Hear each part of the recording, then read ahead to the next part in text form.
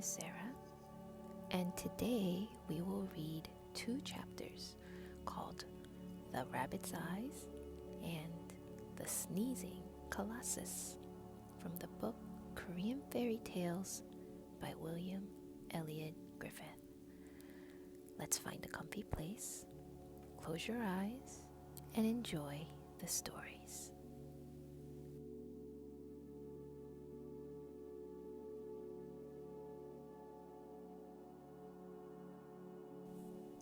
The Rabbit's Eyes. There was trouble down in the fish world, under the waves. Indeed, every creature with fins and a tail was in distress, for this king of the fishes was suffering with a dreadful pain in his mouth. It had come about in this way. One day, while swimming around in the waters outside his palace, the king of the fishes saw something hanging in the water that looked as if it were good to eat. So at once his majesty gulped it down when, oh horrors, he found he had barely escaped swallowing a fishhook which stuck fast in his gills. It had been baited by some fishermen up in a boat on the sea top. When the king of the fishes found the dreadful thing in his mouth, he jerked himself away. The line broke, but the hook remained, giving the king a fever and much pain. How to get the iron out and heal his majesty was now the question. All the wise creatures in the ocean, from the turtle to the gudgeon, and from the tittleback to the whale, were summoned to the palace to see what could be done. Many a sage noddle was bent, an eye blinked and fin wagged, as the marine doctors talked the matter over in the council. The turtle was considered the most learned and expert of them all. Many were his feelings of the king's pulse and his looking down into his throat before Dr. Turtle would pronounce what was the real trouble or write a prescription for his patient. Finally, after consultation with the other doctors that had fins and tails or were in scales and shell, it was decided that nothing less than a poultice made of rabbit's eyes would loosen the hook and end his majesty's troubles. So Dr. Turtle was ordered to go to the seashore and invite a rabbit to come down into the world under the sea, that they might make a poultice out of his eyes and apply the warm mess to the king's throat. Arriving on the sea bench at the foot of a high hill, Dr. Turtle, looking far up, found Mr. Rabbit out of his burrow and taking a promenade along the edge of the forest. Forthwith, Dr. Turtle waddled across the beach and part way up in the hill, climbing hard until he began to puff and blow. He had enough breath left, however, to salute Brother Bunny with a good morning. Very politely, the rabbit returned the greeting. "It's a hot day," said Dr. Turtle as he pulled out his handkerchief, wiped his horny forehead, and cleaned the sand out of his claws. "Yes, but the scenery is so fine, Dr. Turtle, that you must be glad you're out of the water to see such lovely mountains. Don't you think Korea is a fine country? There's no land in the world so beautiful as ours. The mountains, the rivers, the seashore, the forests, the flowers." If Dr. Turtle had let the rabbit run on, praising his own country, he would have forgotten his errand. But, thinking of his majesty, the suffering fish king, with the cruel hook in its mouth, Dr. Turtle interrupted Bunny, saying, "Oh yes, Brother Bunny, this view of the landscape and country is all very beautiful, but it can't compare to the gems and jewels, trees and flowers, sweet odors, and everything lovely down in the world, under the sea." At this, the rabbit pricked up its ears. It was all new to him. He had never heard that there were anything under the water but common fishes and seaweed. And when these were decayed and washed up along the seashore, well, he had his ideas about them. They did not smell sweet at all. Now he heard a different story. His curiosity was roused. "What you tell me, my friend, is interesting. Go on." Thereupon Dr. Turtle proceeded to tell of most wonderful mountains and valleys down on the floor of the deep sea, with every kind of rare water plants, red, orange color, green, blue, white, with trees of gold and silver, besides flowers of every color and delightful perfume. "You surprise me," said Brother Bunny, getting more interested. "Yes, and all sorts of good things to eat and drink, with music and dancing, handsome serving maids and everything nice. Come along and be our guest. Our king has sent me to invite you." "May I go?" asked Brother Bunny, delighted. "Yes, at once. Get on my back, and I'll carry you." So the rabbit ran, and the turtle waddled to the water's edge. "Now hold fast to my front shell," said Dr. Turtle. "We're going under the water." Down, down below the blue waves they sank until they arrived at the king's palace. There, the rabbit found everything was true, as told by the turtle. The colors, the rich gems, were as he had said. Dr. Turtle introduced Brother Bunny to some of the princes and the princesses of the kingdom, and these showed their guests the sights and treasures of the palace, while Dr. Turtle attended the council of doctors to announce the success of his errand.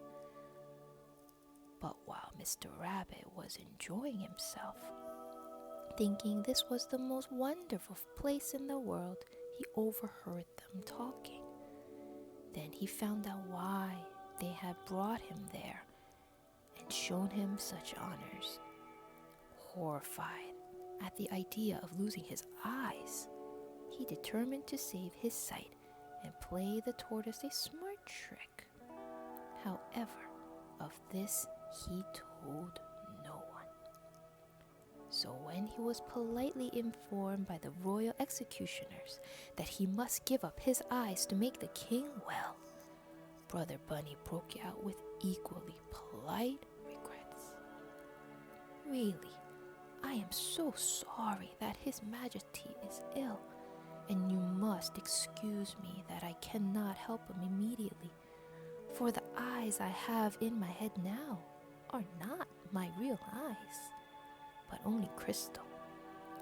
I was afraid that seawater would hurt my sight, so I took out my ordinary eyes, buried them in the sand, and put on these crystal ones, which I usually wear in the very dusty or wet weather." At this, the faces of the royal officers fell. How could they break the news to His Majesty and disappoint him? Brother Bunny seemed to be really sorry for them and spoke up. "Oh, don't feel bad about it. If you will allow me to return to the beach, I'll dig them up and return in time for the poultice making," said the rabbit. So on Dr. Turtle's back, Brother Bunny was soon out of the water and on land. In a jiffy, he jumped off, scampered away, and reached the woods, showing only his cottontail. Soon, he was out of sight. Dr. Turtle shed tears and returned to tell how a rabbit had outwitted him.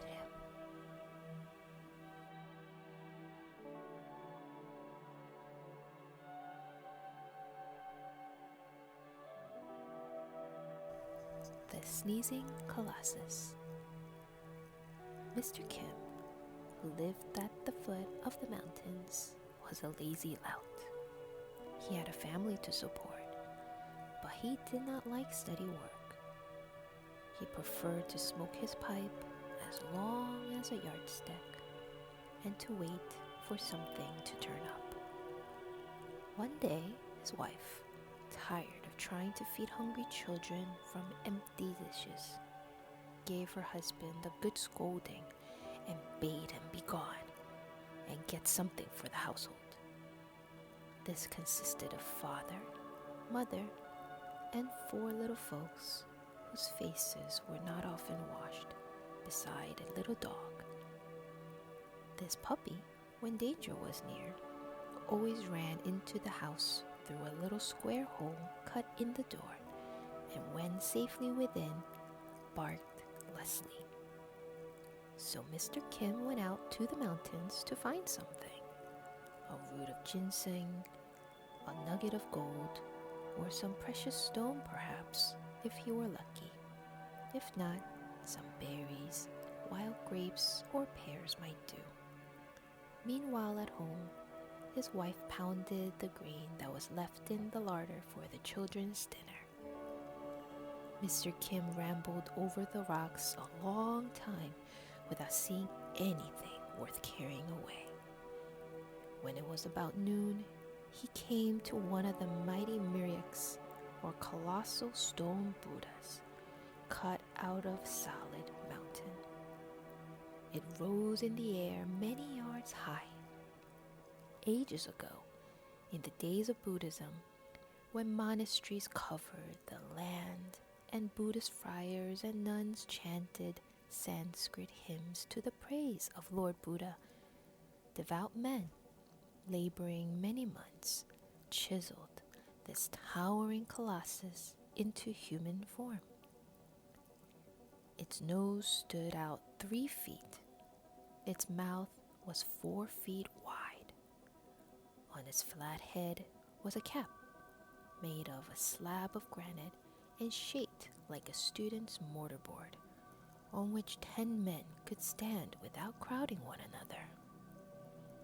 Long gone and forgotten were the monks, and the monastery had fallen to ruins. The forest had grown up around the great stone image until it was nearly hidden by the tall trees surrounding it. In front, from the ground up, the wild grapevines had gripped the stone with their tendrils and spread their matted branches and greenery until they nearly covered the image up to its neck. But out of a crevice in the head of the figure grew a pear tree, sprung from a seed dropped long ago by the great-grandfather of one of the birds, singing and chirping nearby. And oh joy, at the end of the outer branch was growing a ripe, luscious pear, nearly as big as a man's head. What a prize! It would, when cut up, make a dessert for the whole family. Happy Kim, he blessed his lucky star. Seizing hold of the bushes and wild grapevines, by dint of great effort, Mr. Kim climbed upward and got as far as the chin of the great stone face. Above him protruded the big nose, the nostrils of which gaped like caverns. Yet, although he was standing with his foot on the stone lips and holding on to the nose, despite all his exertions, he could get no further up the granite face. He was at his wit's end. Far above hung the delicious-looking pear, as if to tantalize him. A gentle breeze was swaying the fruit to and fro, and it seemed to say, "Take me if you can." But the nose, being polished, was slippery, and the ears were too smooth to climb. What could he take hold of? Surely to shin up any further was impossible. Must he give up the pear? A bright thought entered his head. He would crawl up into the right nostril and hope for an exit to the top. So, thinking he might find his way, he began, like an insect, to enter the hole, and soon the man Kim disappeared from sight, as with hands and feet he climbed into the darkness. Wasn't it dangerous to tickle the nostrils of the great stone man in this way? But whatever Kim may have thought, he kept on, determined to get that pear, come what might. Suddenly, a blast loud enough to render the mountain was heard. Ashoo! Had an earthquake or tempest taken place? Was this rolling thunder? No, the Colossus had sneezed. Thus the stone man got rid of the intruder. The first thing Mr. Kim knew, he was flying through the air, and he tumbled upon the bushes. His wits were gone. He knew nothing. This was about 1 o'clock in the afternoon. Mr. Kim lay asleep or unconscious till near sundown. Then he woke up and realized what had happened. There was the stone nose beetling over him far up toward the sky. But in sneezing so hard, the Colossus had shaken its head also, and the big pear had dropped off.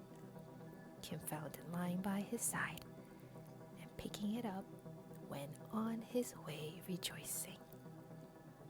At home, the little dog, looking through the square hole, saw him, barked welcome, and a right merry supper they had over the big pear cut into slices, as Mr. Kim told the story of his adventures.